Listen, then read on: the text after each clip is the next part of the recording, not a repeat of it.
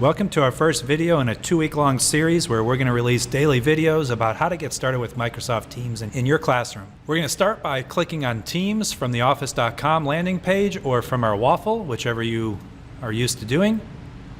And once you do that, you're going to be brought into the Teams interface. We're going to start by saying join or create a team down here in the bottom left-hand corner so that you can get started and maybe follow along with the rest of this video and the rest of the videos we use throughout the next couple weeks.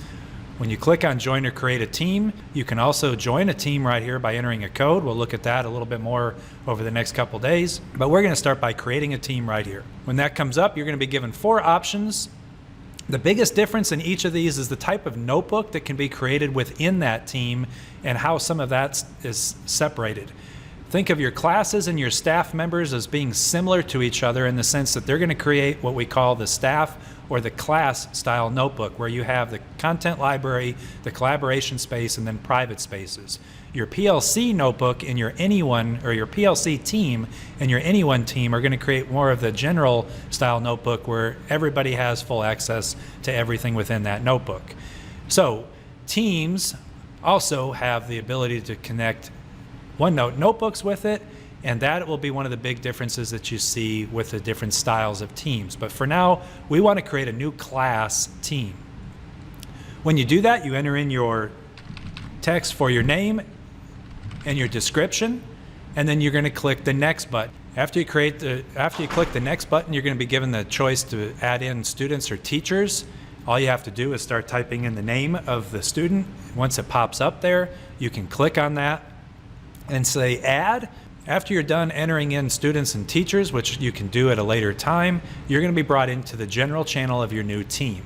So my team was called John's Class for Videos, and my channel that's automatically created every time I create a team is called the general channel.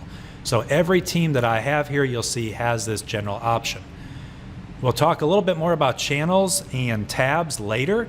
But for today, what we're going to do is we're also going to get our notebook started. So I'm going to come up here and click on Class Notebook, and I'm going to click on the Setup Class Notebook. This brings me through the standard wizard for creating a class notebook. I'm going to select Next. Here is where I can change any of the titles that I want to use in my student spaces within their notebooks that are going to be created within this team. For now, I'm just going to say Create. I'm going to leave them as the standard ones, and this is going to create the process for getting that notebook ready. And then after a few minutes, you're going to get a class notebook that's now available within your team. So this is using OneNote and Teams to be able to interact with your students in several creative ways. The Assignments tab we'll spend more time on Friday, making sure that you know how to get started with creating assignments. And then next week, we'll actually be looking each day at different types of assignments that you can create. So next, we're going to look at conversations. Conversations, what I would say is just think about that just like Facebook. Everybody's familiar with how Facebook works. The same ideas are available here when you start a conversation. You can create a sample post like I did here. Underneath that, then you're going to get the option to reply to that. And you also have the option to do @mentions. You can @mention your team by just saying @team and then select it once it pops up. Or you can @mention a channel by saying @channel. And since I'm in the general channel, that's what pops up. You can click on that. Either of those would allow you to notify all the people that are a part of that channel or a part of this team. Now, by default, everybody that's a member of the team is also a member of all of the channels.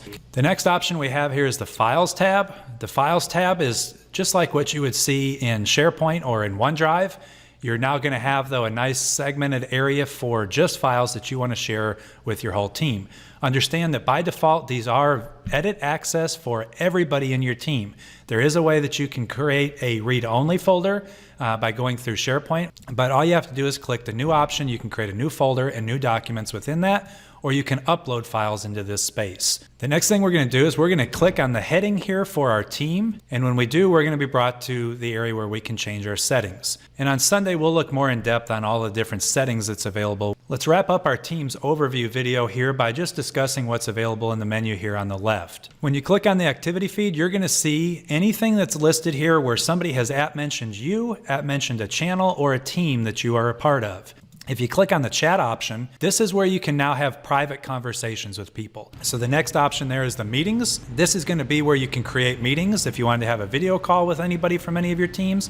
And also anything that you have on your Outlook calendar is going to show up here so that you know what's coming up. Your files area is where you're going to be able to see all the files that you're associated with through all of the different teams that you're a part of. And you also have access to look at the Your Files area of OneDrive. Under Assignments, this is where you as the teacher are going to be able to see the assignments you've created and where your students are going to be able to see assignments among all of their classes. And right down here on the bottom left-hand corner, you have the option to get the desktop app. So just like everything else with Microsoft, you have the option to install a desktop app that's going to look something like this, and you can see it looks very similar to the online version. So that's a quick overview of how to get your first team created, how to get your notebook started within that team, and an overall look at the layout of what's available through Teams. Throughout the next several videos, you're going to be seeing more in-depth look at how to work with the different features that we've just touched on today. I hope this gives you a good start to how to get going with Microsoft Teams, and look forward to hearing your feedback as we create more videos throughout the next couple weeks. Thanks a lot. Have a great day. Change how you